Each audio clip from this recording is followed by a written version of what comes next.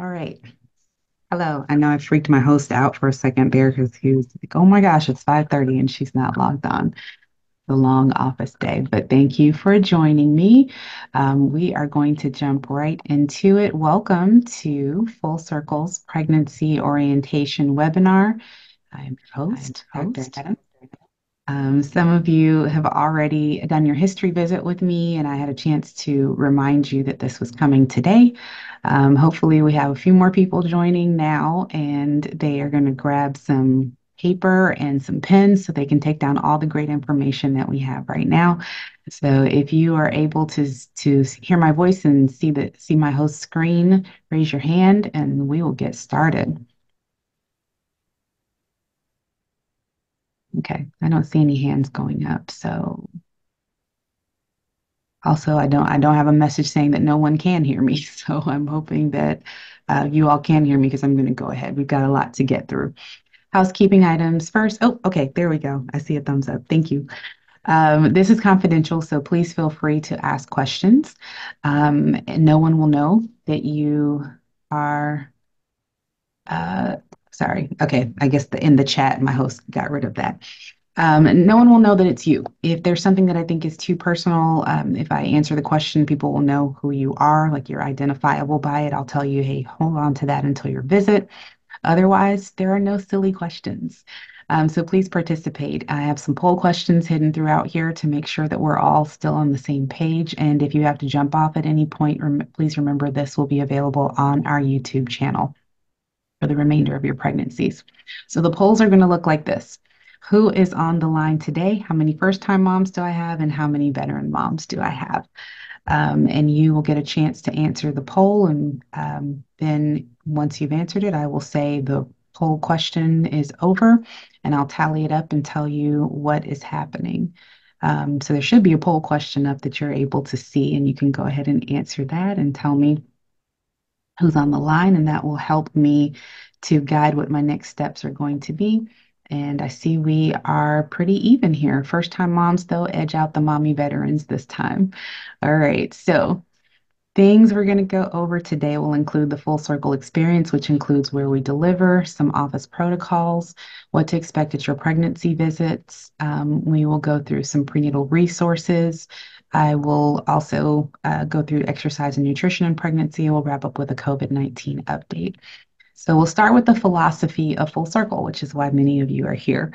We are a midwifery model practice, which operates under the auspices that pregnancy and birth are normal life processes. The disease you've contracted, and we got to cure you. In the traditional midwifery model, they take care of low risk women with no pregnancy complications. If they identify any abnormalities with the pregnancy, you may have to transfer out of midwifery care. The beauty of the collaborative model, though, is that you are able to stay in the care of midwives with physician direction for the complications. So you don't have to leave our practice if you develop an issue with the pregnancy because the midwives have doctors to consult right here. However, the physiologic part of what happens in terms of labor and delivery is typically the same for everyone. So most labors and deliveries are attended by our certified nurse midwives. Now, if something turns left during your labor and that's outside the scope of midwives, they will call one of the physicians. So if it is something urgent, like it can wait 10, 15 minutes for one of us to get to the hospital, but not until morning, obviously, then they'll call one of the full circle docs to come in and take care of you. If it is something emergent, meaning it cannot wait 10 or 15 minutes, there are board certified OBGYNs who are on staff in our delivering facility 24 hours a day.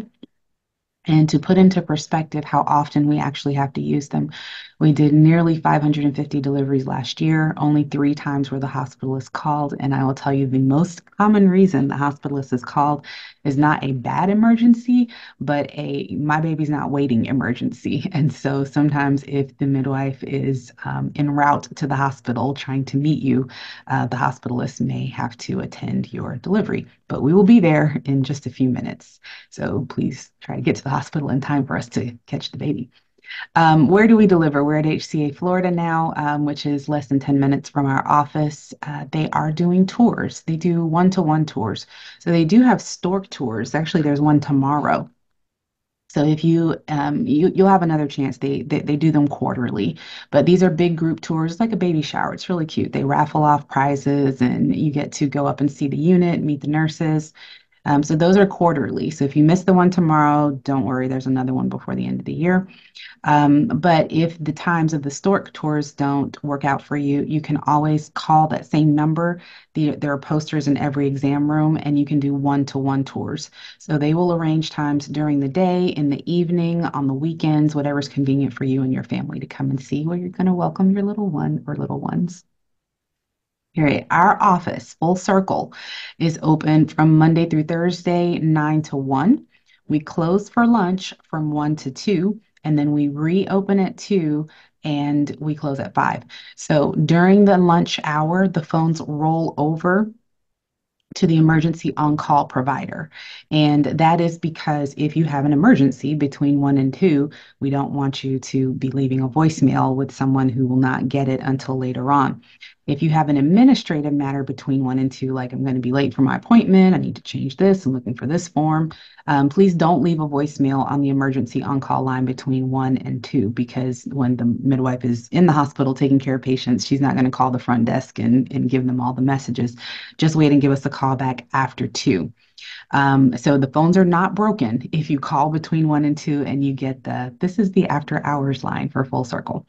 On Friday, we're open from 9 to 1. So if you're calling with an administrative issue at 12:50 on a Friday, if it is not anything emergent, then we will get back to you when the office reopens on Monday. Right. We do not have walk-in appointments. We try to schedule you so that we can see you at the appropriate appointed time. So if you're calling us with an issue saying, "Hey, I think I need to come in today," we will schedule you in one of the limited open same-day appointments during that day. Now, if you're calling at 9 a.m. and the next open appointment isn't until 3, we might say, "Hey, that sounds like an urgent matter. It should not wait 6 hours to be seen." We may say, "You actually need to go into the hospital to be evaluated, or you need to be seen in an urgent care." It's not us saying that we don't want to see you, but it's us being respectful of both your time and the time of the patients who've already scheduled their set appointment times. We are very, very strict on time around here. We do our best to try to respect your time. And some of that is mitigating who else is able to just walk in and take the appointment time that we promised you. So it does work both ways. When you call, providers are not able to leave appointments to take phone calls. That also goes to giving you the full amount of time that we promise you for your appointment. So if you call and you have a question, a clinical question, we do have a nurse who is able to triage the phone calls. A lot of the questions have the same thing. I'm wondering about my baby's movement. Is this a contraction? Is, spotting, whatever. Tony will take those calls, and she's very good at triaging them. If there's something outside of her scope, she knows how to get in touch with the on-call provider to escalate that question. When you call, you have to leave a message in order for us to call you back, in order for us to even know that you called. Some people will call and hang up 5 times and then say, "Well, no one ever called me back." Well, we don't really call back just because caller ID said somebody called, because some people are pocket dialing their gynecologists. Seems weird. If you do call, though, please leave a message with the right person. So, as I mentioned, Tony is our nurse who takes our triage calls. She also coordinates letters and forms for leave, for pregnancy leave. So, for disability, she coordinates that for you. Our OB clinical coordinator is Naisha. And Naisha, many of you have already heard from her because she's the one who sends out your blood work. If you need a referral to a specialist, if you need something scheduled at the end of pregnancy, like your delivery or version or what have you, Naisha's the one who does that, including circumcisions. Everyone on this call has probably spoken with Renee Hall, our benefits manager. So if anything changes with your insurance, many of you are going to be pregnant around the change of the year. So if your insurance changes January 1st, please, please, please let Renee Hall know so that we can recalculate if anything, if you need to be refunded on an old prepayment plan, or if you need a new prepayment plan for for a different insurance responsibility. So be sure you're leaving the right message in the right place. Our biller is not able to answer you questions about your mucus plug, and it freaked him out. So please don't do that to him. After hours, there's always someone from our practice on call for our practice. So that is the emergency on call provider. So remember, she's also the person who is physically in the hospital caring for patients. So we only want to call her if we think we need to go to the hospital. This isn't a, hey, can you call me in this or whatever. Just please be sure you leave a voicemail message so that she will know that she received a call. Follow the instructions so that she'll know how to call you back as well. The patient portal is another way to contact us, but do remember that it is not like texting us on our phones. Response times can take up to 2 business days because we have to log into our electronic medical record system to get to them. So, patient portal is a way to contact us, but it is not for emergencies. And if you have a question, just know it can take 2 business days to get that response. Think the next slide you guys can already see. If it's a non-action item, like you want to know whether you can take this vitamin or drink this tea, that's something that can wait until your next appointment and it may be passed to the next person who you see. It's also a good entry for your questions to ask at your next visit, and we're going to talk about that in just a moment. Last thing is good use of the portal is if you lost your lab slip. So that's something that we can take an action on before your next visit to help you get those labs done before you come back to see us. Or if you are ill and you need to cancel your appointment or convert it to a virtual appointment so as not to expose everyone else here to whatever sickness, please send that as long as your appointment is more than 2 business days from the time that you send the message. Things you don't want to do on the portal is send us urgent messages. So please don't say, oh my gosh, my blood pressure is through the roof. I can't feel my baby move and I'm bleeding heavily. 2 business days from now, that is something that really should have been handled 2 business days ago. So remember, business days are Monday through Friday. So if you send a message on a Thursday, you may not get a response until Monday. So that is something for the on-call provider to know. And so please don't send blitz messages. Once you've sent one portal message, please give that person her full 2 business days to respond to you. So if you send a message to Lauren, she doesn't answer, the next day you send it to Don, the next day you send it to Jane, you may get multiple responses to that same message. And people have been very upset. There are 5 prescriptions waiting for them at their pharmacy. Which one am I supposed to take? Well, we wouldn't have sent all those prescriptions if you waited for the first person to respond. Also, copy pasting messages to different people, the computer will think you are a bot trying to spam us and possibly delete your entire portal. It is really difficult to reinstate that once you've already had one. Also, we ask that you don't try to have an appointment over the portal. So please don't send 30 pages of an article and ask for our opinion on the physiology of placental formation. That's a visit. So the portal is really something for us to try to help after hours. We've seen patients all day. We've done all our charting. We reviewed your labs, reviewed your ultrasounds, and sent those out. We want to spend some time with our families. So each portal message is like another appointment at the end of the day. So 30 more appointments at the end of a day like that is how you will burn us out. And we really want to be fresh to continue to help and serve you. Um, the other people who have portals, the other ways that we use the portal, sorry, are the ultrasounds. So if you have an ultrasound visit, we're going to release the result of the ultrasound on your portal within 2 business days, unless there is something urgently abnormal noted on your ultrasound. We will not let you walk out of the building if there is something urgently abnormal that requires an action or a referral. Otherwise, we download the reports from the machine, the ultrasound machine, upload them to our electronic medical record system, divide them between the providers, and then they review them and release them to you with our commentary.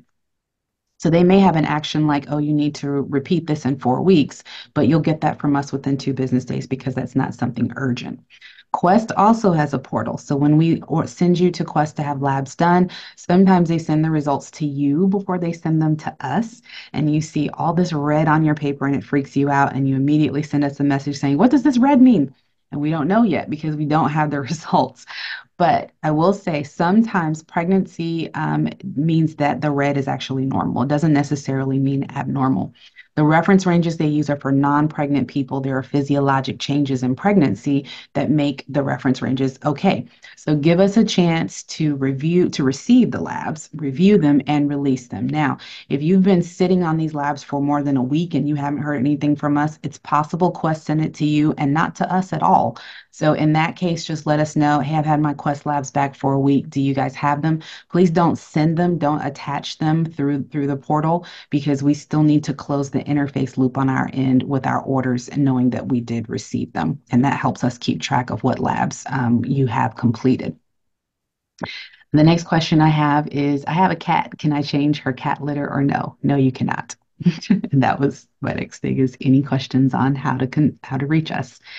No, cats will sometimes have toxoplasmosis, which is very dangerous for pregnancy. So somebody else gets to change the cat litter for the next several months. All right, next, what to expect at your prenatal visits.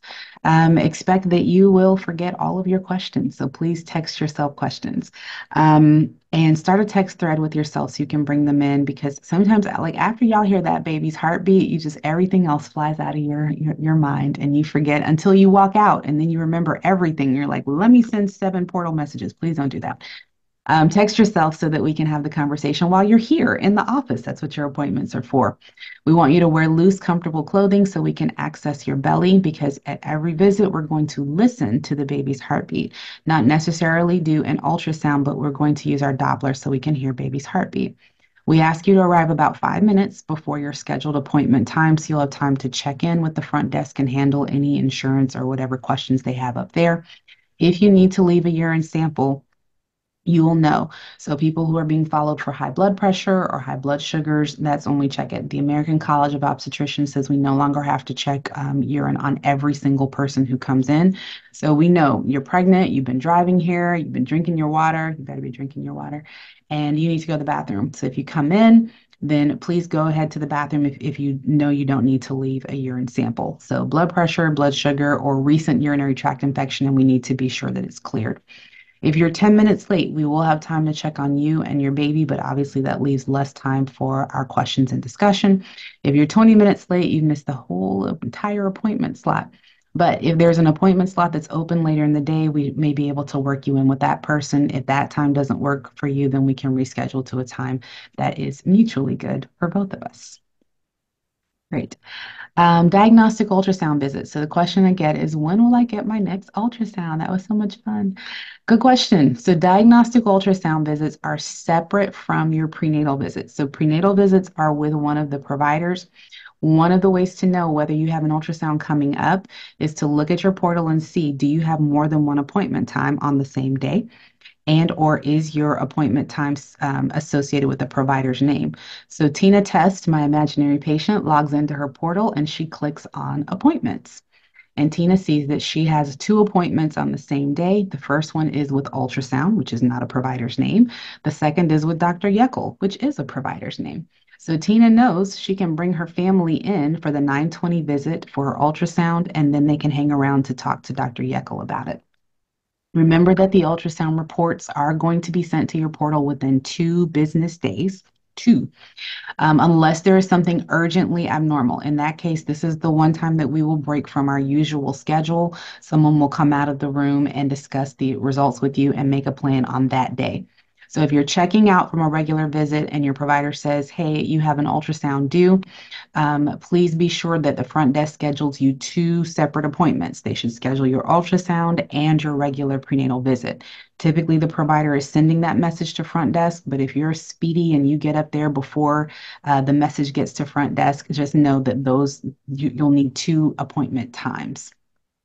Now, if you know that your anxiety is not going to let you wait 2 business days to find out what's on that ultrasound report, please try to schedule those 2 appointments on the same day. If you schedule the ultrasound first, the sonographer can print out a preliminary result to send to the provider so she can talk about just the basics of what was seen that day. And then in 2 days, you'll get the full report on your portal. Boutique ultrasounds. If you think, well, hey, I actually want to look at my baby even more, but you guys say you've seen everything you need to see.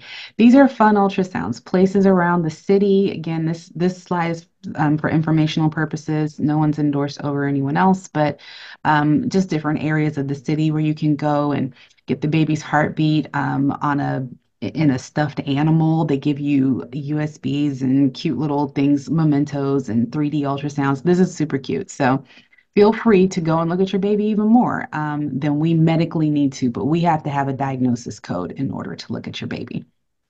So, question of the day. How many times, like when should you expect routine ultrasounds? This is a poll question. So, are we going to do ultrasounds at every visit? Are we going to do them at 20, 40, and 41 weeks? Or are we only going to do them if you have a problem? And the polls are closing in 3, 2, 1. Boom. Correct. 20, 40, and 41 weeks. So your normal anatomy ultrasound is right around 20 weeks. If we see everything we need to see and you don't develop any more issues with the pregnancy, we do not need to look again until you go past your due date. And then we do additional testing if you go past 41 weeks. Strong work, guys. All right, we're going to head over to the website. This is fullcirclejax.com. And we're going to start with the providers. So, one of these lovely ladies will be lucky enough to accompany you and your family on this journey of welcoming your new little ones. So, there's me, there's my partner, Dr. Marrow, there is Dr. Yeckel, and there's Dr. Mooney. And then the midwives, there's midwife first. Sorry, it's scrolling down slowly for me. Midwife Lauren, midwife Krista, midwife Cindy, midwife Dawn, midwife Missy, and midwife Jane.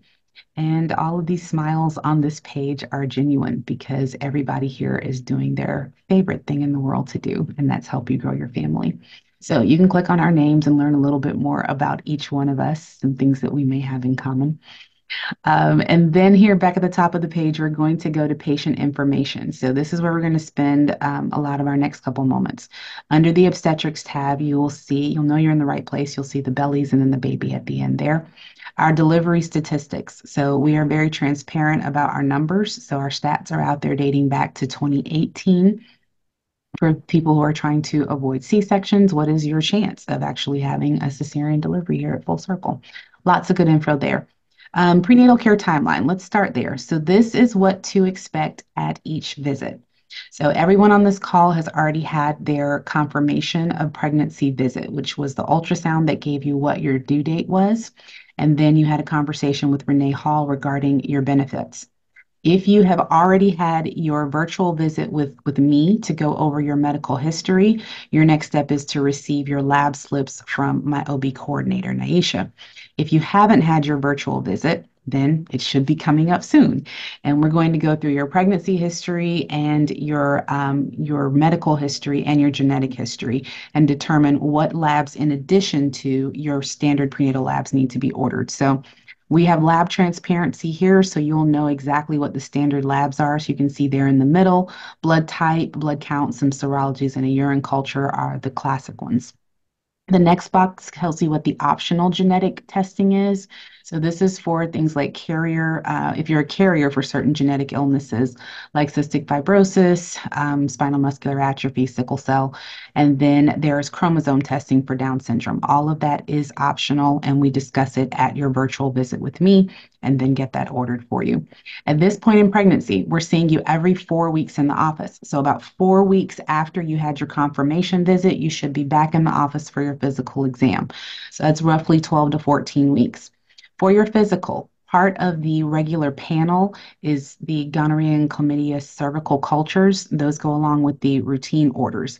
If you're due for a pap test at this time, you're welcome to have it done too, but that's not part of the panel, so you don't have to have a pap test at this time. If you want to defer it until after pregnancy, that is fine.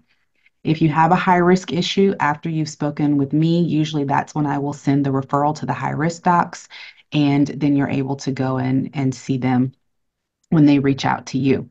We continue on the every 4 week situation.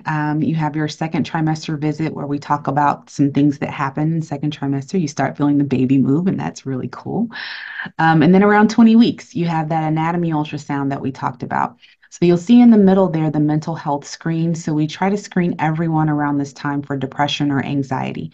If you have a baseline of either of those conditions, definitely at risk for it getting worse during pregnancy, and we want to stay on top of and ahead of that. If you don't have a baseline, pregnancy may introduce it with all of its highs and lows and emotional changes. So again, we want to identify it early. If you're meeting with a midwife on the same day as your ultrasound, she'll start talking about childbirth education and breastfeeding classes, or right around this time, if you're meeting with her 2 weeks later or however your visits line up. That's what this discussion is. Then about 4 weeks later, we look at glucose testing. And I know I have questions about that, so we're going to put a pin in that and we will talk about glucose in a few moments. For my moms who know that their blood type is Rh negative, which we should know from your prenatal records, we're going to look at securing ROGAM or to protect future pregnancies to be given to you around 28 to 30 weeks. This is when we'll also give you the information to pre-register at the hospital. You'll want to complete a hospital tour at least around this time. And if you plan on working with a doula, and we're going to talk about doulas in a moment too, you want to get her locked in too. After your 28-week visit is when we usually ramp up to seeing you about twice a month. So this is every 2 weeks. And you will see there in the middle that you have the option to repeat or decline the serology testing for STIs. Duval County recommends having it done again in third trimester. It's a blanket recommendation across all socioeconomic and demographics in the city. If you feel you are low risk for contracting an STI during pregnancy, you do have the option to decline it.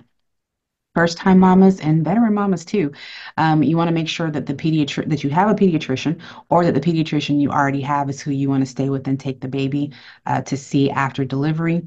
We also see third trimester vaccines, which we do not do here in the office, but if you want to have them done, we can send referrals to Minute Clinic, or you can go back to your primary to get those done. For my moms who develop any complications during pregnancy, we start additional testing around 32 or 36 weeks, depending on your individual circumstance. And then my moms who are planning a belly birth, which is our term for cesarean delivery, we want to get that date on the books for you around 33, 34 weeks or so. 36 weeks is when we do one more pelvic exam for group beta strep, and we'll explain what that is and why it's important at that time. But if you've already opted out of repeating your cervical cultures, then you've already signed the form for that, and we don't have to repeat that with your group beta strep. At this point, we start seeing you weekly. This is when it gets real. So you're going to prepare your birth plan, bring it in for discussion, because after 36 weeks, like once you hit the 37-week mark, you are full term, and any of the things on your birth plan may be fair game for you. My belly birth mamas will get off the train at about 39 weeks. It could be earlier based on your individual situation, but typically anyone who we're planning a C-section for, it occurs by 39 weeks. And then after your due date, we start that post-dates testing, additional ultrasounds we talked about, and we do the hardest thing. We wait, we wait, we wait. We are very patient. First time mamas, the average time that you guys go into labor is 40 weeks and 5 days. That's the average, which means some of you will go past 41 weeks. We like everybody evicted by 42 weeks. So for first time moms, induction, we like to schedule at 41 weeks and 5 days. For veteran moms, your labor is usually half the length of first time moms. 41 weeks and 6 days is when we like to schedule for you. And first time mamas, as we go back to the website, just know that the average length of labor for a first time mama is about 24 hours once you really get started. So 24 hours, just know you can do it. All right, poll question. If you have a headache, what are you more likely to do? Are you going to take a Tylenol? Are you going to do some meditation? Or are you going to go to the ER because you've never had a headache before? All right, polls are closing in 5, 4, 3, 2, 1. Okay, we have all medicators this time, no meditators and no evacuators. No one's going to the ER. For me, it depends on the day. But some of you have said, oh my gosh, I can't take anything because I'm pregnant. Not true. Here is a list of pregnancy safe medications listed by the common discomforts of pregnancy. So alphabetical order list there on the left. What you'll see here on the middle are relief measures. So if you send us a message saying, oh my gosh, Dr. A, I am so constipated, what can I do? You know, that's one of the sexy things we never talk about with pregnancy.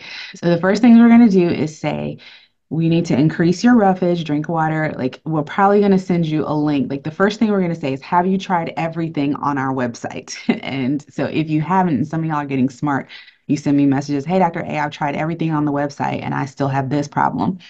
So, once you've done the relief measures, head out to the pharmacy, purchase some of the things over here.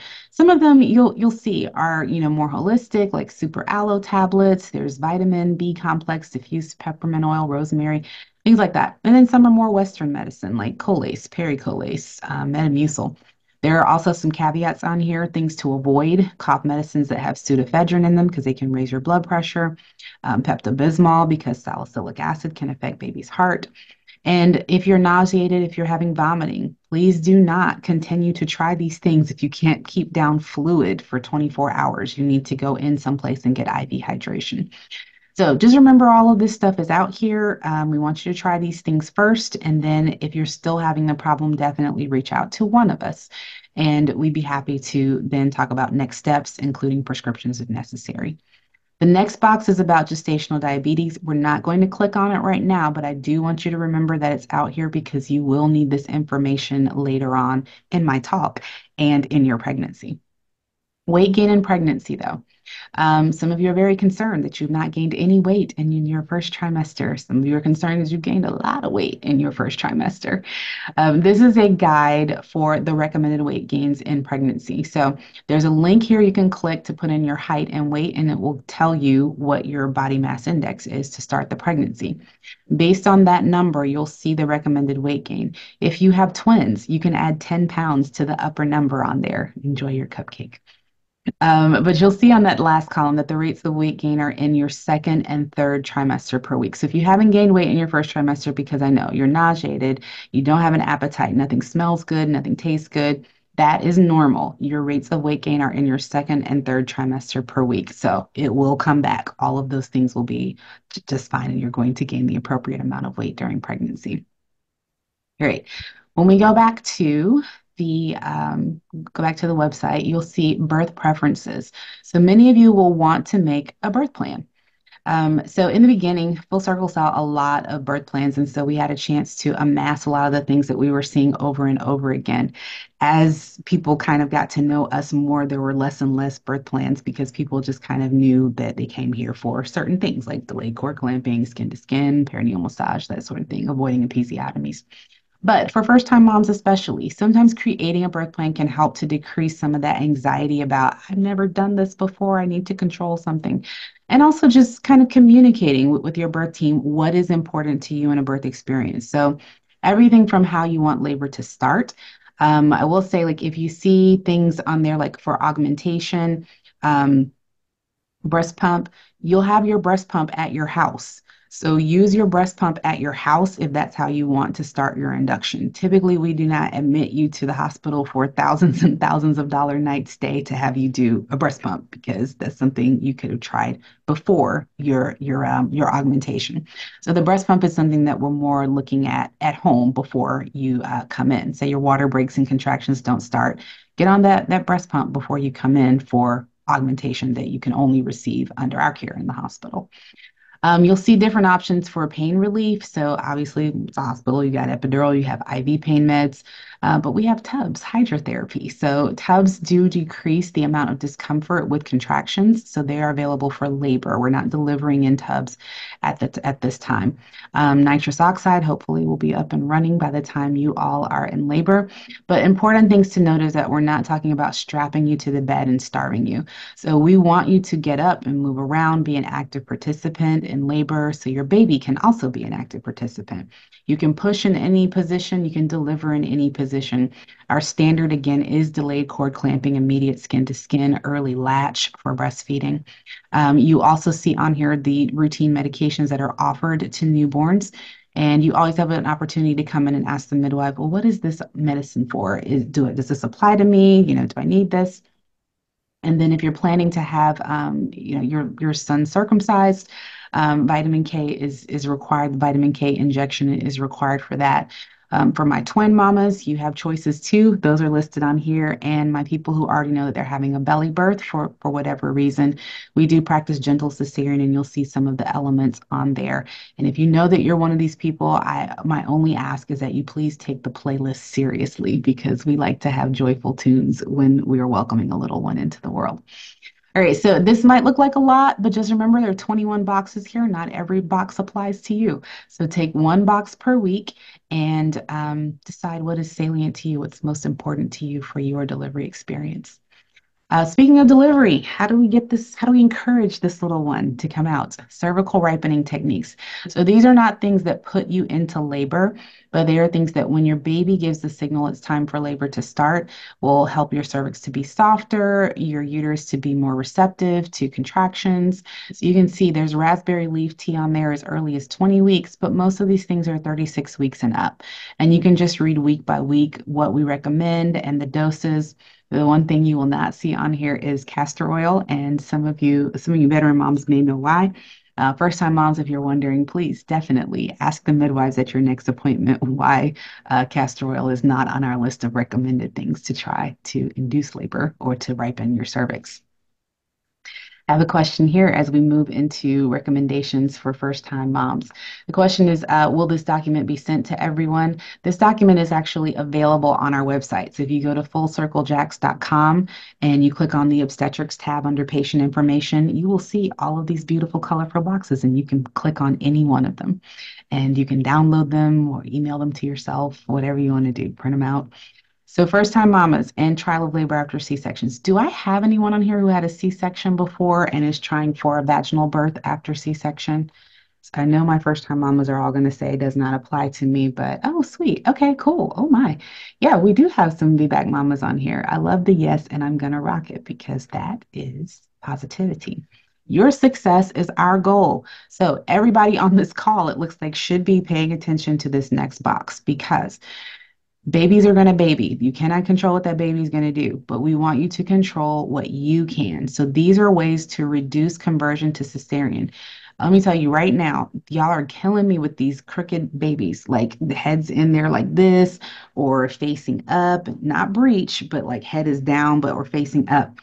And it is position that's so much more important than size. The biggest reason we are doing C-sections right now is because babies are in there. They've settled into weird positions because mamas were not aware of what babies' positions were prior to going into labor. So all of these things, pregnancy yoga, pregnancy Pilates, daily squats, watching your weight gain, having a good doula, looking at spinningbabies.com to find exercises to help baby to be in the right position. Avoiding non-medical induction. First time mamas, listen up. I said your baby does not have a calendar, so will not know. And you're going to be miserable around 39 weeks and say, can you please just get the baby out? And my VBAC mamas know, oh man, I wish I had not pushed to be induced when I really didn't need to be before 41 weeks. And so just trust us. Like we have good stats. We want to keep our good stats. We are not trying to do anything to push you into a C-section. So if we recommend something for you, it is so that you get the birth that you are trying to get safely. So please trust us and trust your body to be doing the right things. So everybody should be going back and looking at that list of stuff. And then lastly, the circumcision, as I mentioned, we do those in the office when your little guy is 10 days old or less. We don't do them in the hospital. He needs a little bit of time to, figure out being a baby first. And we do require vitamin K injection.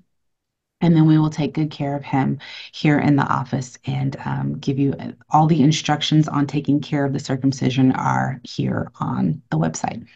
All right, so we're going to head back over to our presentation. And the first thing we're going to talk about is nutrition, because those who are really concerned they're gaining too much weight and they're like, oh, but Dr. A, all I drink is coffee. Do you? Or do you drink a salted caramel mocha, which is not just coffee? So not. Did you know pregnancy only requires an additional 300 calories per day, and it takes 10 kilocalories to maintain a pound? Remember that the recommended amount of weight gain is based on what your starting body mass index is. So if you're starting the pregnancy at 170 pounds, it takes 1,700 net calories to maintain that. If your goal weight gain is 25 pounds for the pregnancy, that's 250 more calories for a total daily intake of 1950. If you divide that for breakfast, lunch, and dinner, that's 650 calories per meal, including your drink. So you cannot eat 650 calories and then wash it down with 570 more calories. The question I have here is, do you perform the circumcision yourself or does someone else? So it's going to be either me, Dr. Mara, or Dr. Mooney. One of the physicians will take care of your little guy. So this slide it just has some good little things to consider about improving nutrition by making small changes. So there on the left, you see the traditional spaghetti sauce at 550 milligrams of sodium versus marinara sauce, which is still yummy, but only 45 milligrams of sodium. So when your rings stop fitting toward the end of pregnancy, the first thing I'm going to ask you is, hey, how much sodium are you taking in? And usually y'all don't respond back because you know what the answer is. But over here, you'll also see with all the different colors how much carbohydrate, protein intake, how to limit your fats so that we have appropriate amounts there for each day. So things that you want to eat: fruits, veggies, whole grains, cereal. You're not going to give your baby a nut or dairy allergy if you take those in, so please enjoy if you like them. For my coffee drinkers, you want to keep your caffeine at less than 200 milligrams per day, which is still a lot of caffeine. So just remember that excess caffeine can cause the baby's heartbeat to have irregular beats, irregular rhythms toward the end of pregnancy. So if you can cut back, please cut back. 200 milligrams is like 3 to 4 cups per day, and that's a lot of caffeine. Herbal teas are fine, and some of our favorites in pregnancy are raspberry leaf, ginger, lemon, and peppermint. For my vegetarians, we're looking for how much protein they should be taking in. You want to keep it around 70 grams per day, and that's even for my non-vegetarians. Please do not pack on lots of protein. I know there are some pregnancy diets out there that tell you to cram in 120 milligrams of protein per day. Please don't do that. You will grow a 10 or 11 pound baby, and just don't do that to either of us. Deli meats. Yes, you can have deli meat. I'll start with that. Just be sure you're microwaving it for 30 seconds before you eat it. You can let it cool down, but this is just to get rid of bacteria. Your soft cheeses, if they're made with pasteurized milk, they are fine. If you cannot verify if it's made with a pasteurized milk, then maybe you skip the brie for the evening. Canned tuna, you can have up to 3 4-ounce cans per week. If you're pescatarian, you need to eat more fish than that. You want to know which fish are okay.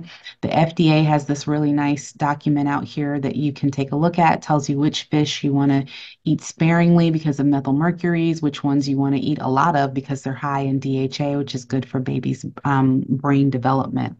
But just know that this document is out here. It says October 2021, but that's the last time that it was updated. So it's still a valid thing there. Next question here, taking peppermint, can it affect your milk supply for when baby is born? Or is it a myth that it affects our milk? Not 100% proven. And so usually this is more of like, we use that for people who have nausea during pregnancy. And so when you're breastfeeding, you won't have as much of that pregnancy nausea. So peppermint tea usually won't be your go-to after you deliver. You want to avoid undercooked meats and fish. My kombucha drinkers, my kimchi eaters, you want to limit or eliminate those because they are fermented beverage and food. Sauerkraut was another question that I had out here as well. So anything fermented, you want to limit or eliminate. Alcohol, you want to cut out because we do not know the safe amount in pregnancy. And then you want to keep your sodium to under 1,500 milligrams per day. So if you think back to that label that had 550 milligrams per serving for spaghetti sauce, you're trying to stay under 1,500 per day. If you start turning your food over, you will be appalled at how much sodium is in everything. All right, do we have any food questions out here before we move on to exercise? All right, cool. Exercise. I know I talked to some of you about exercise already, so here we go. It is just fine for you to continue your pre-pregnancy activity unless your pre-pregnancy activity was doing nothing. You just won't feel like it very much in your first trimester. So just remember, in the second trimester, you're going to increase your blood volume by 50%, which increases your oxygen, tension, and saturations, and you'll be able to do more aerobic activity. They'll accommodate those physiologic changes will help you to get more oxygen so you won't like get winded walking across the room. But just listen to your body. You may not be able to jump right back in the level where you were, for your Olympic trials already, but just you will build your way back up to those. If you weren't doing anything prior to pregnancy, no shame. Just gonna say now's a good time to start doing something. It doesn't have to be anything crazy. You can start a regular regimen, just something that gets your heart rate up. For those who are saying that walking is their exercise, your heart rate needs to be in the aerobic zone, which we're going to talk about in just a moment, which is 70% of your maximum heart rate. And the maximum heart rate is 220 minus your age. You saw on that last slide there that sedentary lifestyles lead to malpositioned babies, lead to cesarean deliveries. So if you're starting, if you are 30 years old, you start with 220, subtract 30, and your max heart rate is 190. So you should not be exercising with your heart rate higher than 190 for prolonged periods of time if you are 30 years old. 70% of that is where your aerobic zone starts. So 70% of 190 is 133. So if when you are walking, your heart rate is between 133 and 190, that is exercise. That is aerobic exercise. If when you are walking, your heart rate is between 80 and 100, that is not exercise. That is transportation, which is very important, but it does not count as exercise. Your goal is to get that heart rate up 30 minutes 3 times per week. Next question I have here is, does the sodium amount change with POTS patients? So POTS patients are going to be different because you're going to have to titrate it. And POTS, for anyone who's wondering, it's postural orthostatic hypotensive tachycardic syndrome. Those are people who have difficulty maintaining their blood pressure, and they sometimes have to take in more electrolytes. So you're titrating how many electrolytes you take in to what your blood pressure is. So you may need more than the average person. But the average person who does not have a cardiac condition is still going to limit it to 1500. So exercises that are safe in pregnancy. Cardio. If you like the treadmill, go for it. If you're running outdoors, it's really hot. You may want to look at the treadmill. The elliptical is fine. Swimming is my favorite because your belly is weightless. Your joints move a lot more freely and you can get a lot more motion. Indoor bikes are fine. So I think I have a spin instructor out here, and you're welcome to continue spinning. For those of you who have at home indoor bikes, if you have a Peloton, my leaderboard name is Off My Meds 8, and I do follow back. I follow with quite a few patients who make sure that I stay honest. If you are lifting weights, please continue. You're okay to lift whatever you were lifting prior to pregnancy. You don't need to increase your resistance throughout pregnancy, as your baby and your body will do that for you with the weight gains. If you are already squatting, please continue. If you're not an experienced squatter, then you want to build up to doing 50 or more per day. 50 is not a limit. But if you haven't been squatting, start with 5 squats a day at 20 weeks, 10 squats a day at 21 weeks, 15 at 22, and build your way up. You can do them in the morning and the evening. It does not matter. You can break them up throughout the day. Pilates and yoga, again, are two of my favorite pregnancy exercises. Again, anything that opens that pelvis all the way up, makes those muscles long and lean. Any experienced instructor will be able to tell you what the pregnancy modifications are. So exercises you want to stay away from: high intensity interval training after your first trimester. So it's not the interval, it's the intensity. So you are still able to do the low impact version of most of those exercises, but it's those sudden jerking movements, the shearing forces. We don't want your placenta to separate early by doing sudden quick movements. Anything that has you lying on your back for extended periods of time, like excessive ab work. You can do side lying abs, you can do standing abs. Hot yoga, I don't know if I have a hot yoga instructor on here, but I know I've talked to one recently. So if you are an instructor and are fully acclimated to that environment, go for it. Otherwise, this is not the time to try hot yoga. You're going to get dizzy and fall, and we don't want you to fall on your belly. Scuba, you want to avoid because of decreased barometric pressures, decreasing oxygen rather to the baby. High altitude hiking also decrease oxygen and increase risk of you getting dizzy and passing out. You can visit high altitude places, so 8 to 10,000 feet above sea level. If you have family in Colorado, it's fine to go see them. Just please do not go hiking with them, as that increases your oxygen need. Contact sports, please don't do kickboxing. We've had some pickleball injuries here recently too. So just really anything that has balls flying at your belly, please try not to do. Outdoor biking after 16 weeks is not a no, but it does come with a warning. 16 weeks is when your center of gravity changes, and as you start trying to turn those corners, you may undercompensate. and not realize that you don't need to lean in quite as much. And we see a lot of falls on outdoor biking after 16 weeks. Question here is any recommended online pelvic floor programs? We don't have any recommended online, but if you're having pelvic floor problems during pregnancy, there are places in town that we can refer you to. We don't actually recommend doing a whole lot of, especially for first-time moms, pelvic floor work prior to, because you will tighten those pelvic floor muscles, and that actually may increase your risk of tearing. After baby is out, which we'll talk about in a bit, we definitely recommend pelvic floor stuff. So if you're not leaking urine or having pain, though, we don't necessarily recommend working on the pelvic floor for first time moms yet. All right, I think I have a question. Yes, yes, I do. So now that we've talked about diet and we talked about exercise, can you prevent gestational diabetes with diet and exercise? And the polls are closing in 5, 4, 3, 2, 1. And I can tell who are my veteran mamas. All right, the answer is no, because the key word is prevent. Can you prevent gestational diabetes? No. You can manage it with diet and exercise, but you cannot prevent it. And this is my conversation about gestational diabetes, just as promised. We screen everyone for gestational diabetes because your number one risk factor for gestational diabetes is having a placenta. So, you know how your hormones affect everything? Well, your placenta gives off hormones, and those hormones tell your insulin not to do its job during pregnancy. The job of insulin is to clear your bloodstream of glucose.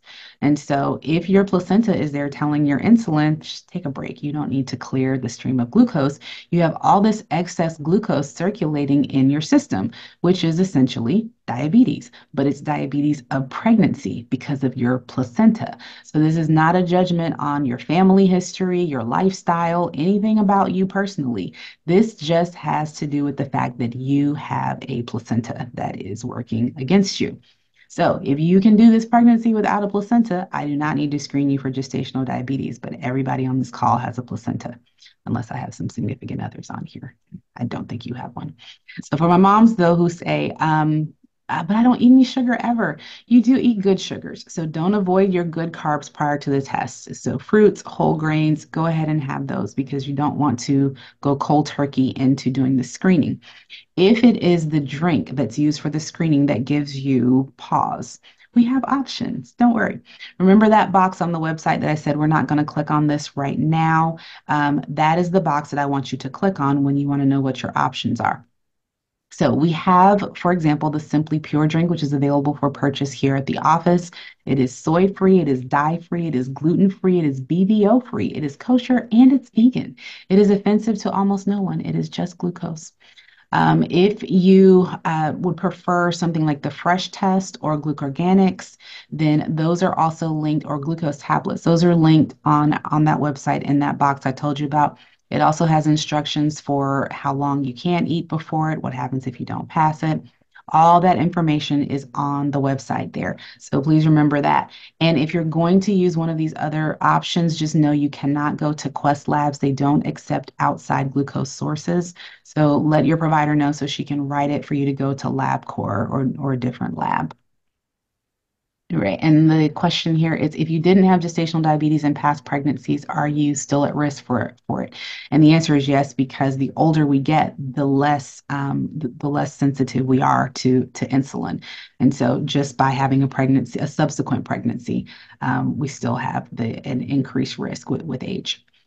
All right, so preparing for birth, some of those childbirth education classes your midwife may discuss.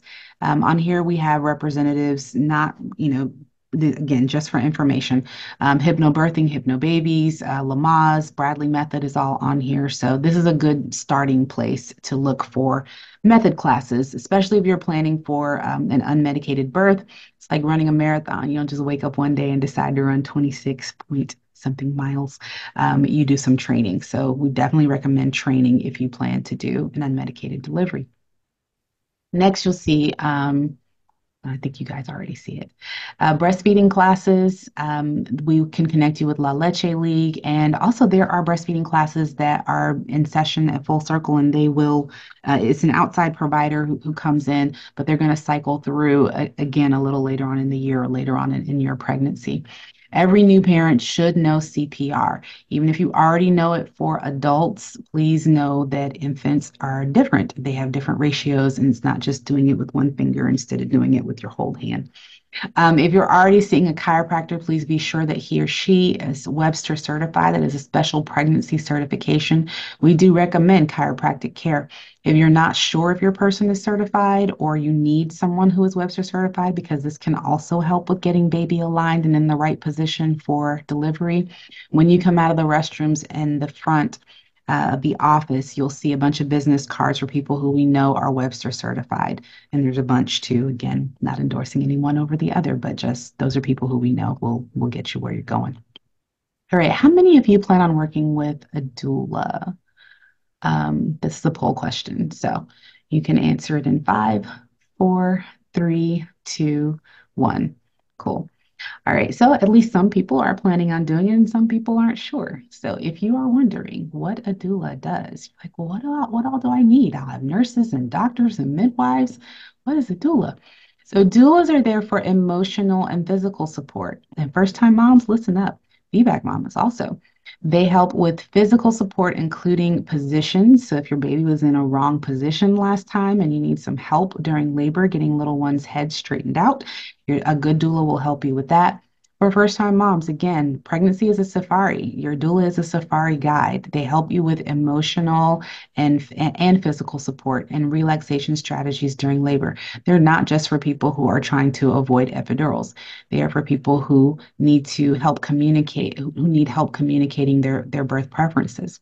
They are not medical, so they are not giving you clinical advice on, oh, you should take this medication or you should do this treatment or this test. They are there to help you process your emotions about the recommended tests from your clinical providers. So you'll see on here, they're not going to deliver your baby. They're not going to prescribe any medications. They don't give you medical care, but they are part of your medical team because you're a whole person. You are a person with a body that also has emotions and feelings about your delivery and your birth experience. So doulas are considered part of your medical team. The best ones that we've seen are the ones who come to your house, like when labor is starting, they stay with you throughout labor and will stay with you until your baby is latched. Remember, as your obstetric team, we admit to a hospital that has multiple rooms. So your midwife may have two or three patients who are laboring at the same time. Your doula has one person and she is by your side the whole time. So the best doulas who we've seen supporting our mamas, please ask the midwives. They have no shortage of recommendations on who they prefer to labor with. Acupuncture and pregnancy massage are also things that we recommend to release some of the discomforts of that baby as baby grows may shift and lean on some nerves or what have you. A lot of places won't do pregnancy massage in the first trimester. And some places will require a note to do it in second and third trimester. If you need that, just let us know. Our OB coordinator has a standard letter that she uses to provide for that. First trimester, though, they typically just won't do it because that's when you're highest risk for miscarriages, and they don't want you to associate it with having done a massage because likely those things are not related, but they just don't want their name on that. Breast pumps. Most of your insurances will cover breast pumps. So we ask that you please scan the QR codes that are in the exam rooms right around your anatomy ultrasound, so right around 20 weeks or so. Please don't go out and find your own company to provide breast pumps because a lot of them have very arduous processes. They ask for all sorts of superfluous information that and just really delays you getting your stuff. This company that we found, they gave us these QR codes. You scan them, you put your information in, they call your insurance, check and see what's covered, send you a list of choices, generate a script for us. We just sign it and send it back, and you'll have your breast pump long before your delivery. So 20 weeks is a good time to get that done. Then we are for those who are going to need FMLA specifically. So if you need intermittent leave to be able to come to your prenatal visits, we are now using Leave Guru. That's a third-party vendor that can complete your forms in less than 24 hours. For those of you who've had pregnancies before and you've turned in paperwork to get FMLA done, you know that, at any office, it can take up from anywhere from 7 to 10 business days. We've had a lot of success with them completing forms in less than 24 hours. So there's intermittent leave that you can take to get your visits done, and then there's maternity leave that you can take when the baby actually arrives, and your partner may be eligible for leave, and they can use Leave Guru as well. And so Tony will be the person to help you coordinate that. Question I have up here is, I'm still breastfeeding. Do I have to stop at a certain point? Only if you develop preterm labor or preterm contractions will we recommend discontinuing breastfeeding. So carry on as long as you and baby are cool with it. Postpartum care. For my moms who experience any blood pressure issues, we will see you back in the office sooner, usually within a few days to a week of delivery. We want to recheck your blood pressure because preeclampsia, your most dangerous times for preeclampsia, if you've had blood pressure issues, is in the first 14 days after baby is born. So preeclampsia is not just prenatal. Postpartum, there is still a risk. For my moms who had belly births, we usually see you about 2 weeks after your delivery. We do routine mental health screening at or after the 2 week mark because baby blues are quite common. 80% of women will have those after delivery. But if it persists beyond that, we may be looking at postpartum depression, postpartum anxiety. And to that end, postpartum doulas can be very helpful in identifying those things very early on. So, again, if you're there for emotional and physical support as a doula, when does a mom need it more than when she first brings home this baby? And if you're identified as someone who needs additional help, the motherhood space is an amazing resource in Jacksonville to which we like to refer. It's in conjunction with Baptist and the YMCA downtown, yoga therapy, individual and group counseling, and childcare for any baby 6 weeks through 12 years of age is welcomed while during the time that mom is having her therapy sessions. And then pelvic floor therapy, our goal is to have every single pregnant person who delivers with us go through pelvic floor therapy. It is standard of care in many European countries, beginning at 8 weeks. So after you deliver, a lot of that pelvic heaviness, that sensation, the uncomfortable intercourse, leaking urine, all of that stuff is resolved mainly with pelvic floor therapy. So we do have a nurse who comes here 3 times a week. If we are in network for delivery, you're in network for pelvic floor therapy, and we will get you arranged as a routine at about 8 weeks to get that started. Okay, next. Sorry, you'll see that you guys are probably seeing I have a bit of a lag here. Random frequently asked questions. I was frequently asked this one just earlier today. Yes, you can sleep on your left side. You can sleep on your right side. You can sleep on your back. For some people, sleeping on their back makes them wake up with dizziness. So I don't, so if you start having that, stop sleeping on your back. But you can get one of those little wedge pillows off of Amazon, stick it under one of your hips so that you can't roll all the way over onto your back. Not being on your back is really more important when you are in labor than it is when you're sleeping. You can help paint the nursery. Just be sure you're in a well-ventilated area wearing your mask. You can take probiotics or prebiotics during pregnancy. You can dye your hair, including your eyebrows. You can get gel nails. Just if you're in a place with a lot of fumes, be sure you might want to wear a mask so you don't get dizzy and pass out in there. Car travel, many of you will be pregnant over the holidays, so traveling by car is fine, up to 37 weeks. So after 37 weeks, you're full term. Don't go someplace where you can have a baby with strangers. Stay here with us. Just be sure you're getting out and stretching your legs every 2 hours.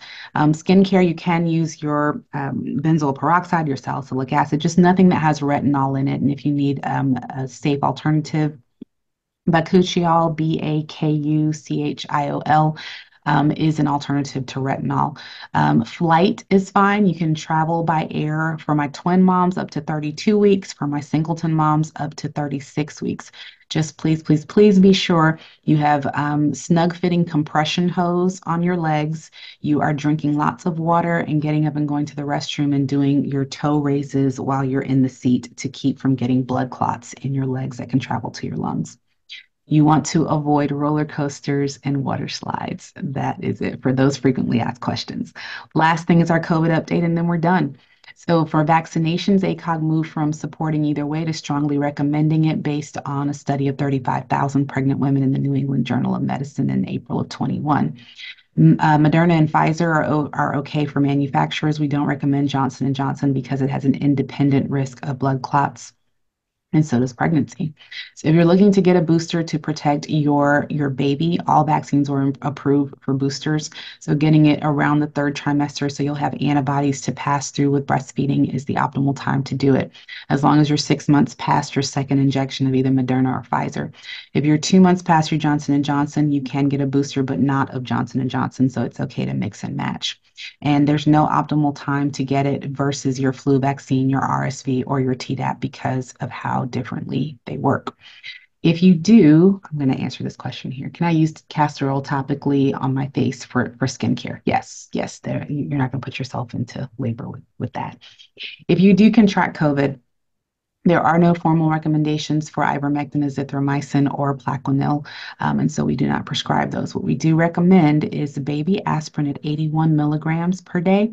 You'll see vitamin C, zinc, and vitamin D in the doses listed on here.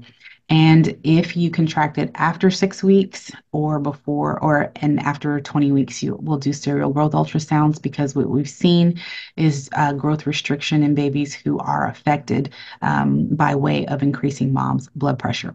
If you get COVID after 36 weeks, do not start the aspirin because you'll just increase your risk for bleeding at delivery.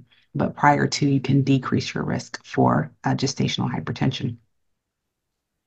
We also ask that you convert your future appointments to virtual appointments. Please do not come in here if you have COVID, if you've been around someone who has COVID, because you'll infect my front office staff. There won't be anyone to schedule your appointments.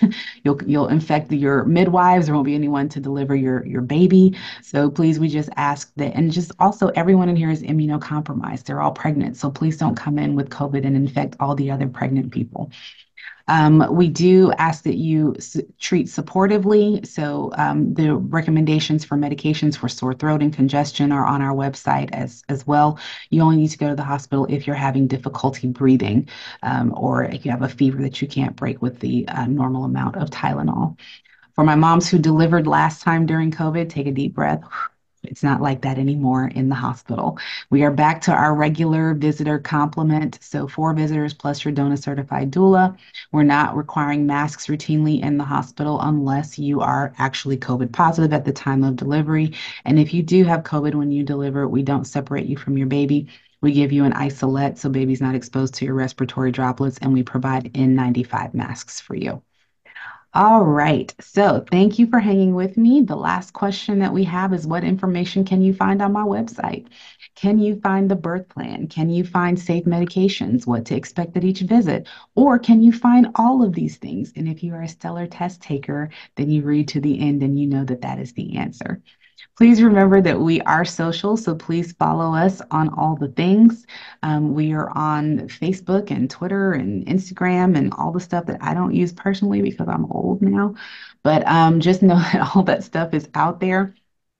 We do share some birth stories from time to time. So sometimes there are some really cute in her words and birthing power stories. So please feel free to do all those. We do have one more question there. 4 visitors during birth. Yes, if you need 4 people, like 4 support people, whoever you want to be in the room, your significant other, your mom, your sister, we are limited to 4 people though because of fire codes, and that's pretty much the standard across all hospitals in the city. So thank you guys for your time today. Please remember that this will be available for viewing on our YouTube channel within a couple of days. And we look forward to seeing you back in the office really soon. I appreciate you. Bye, guys.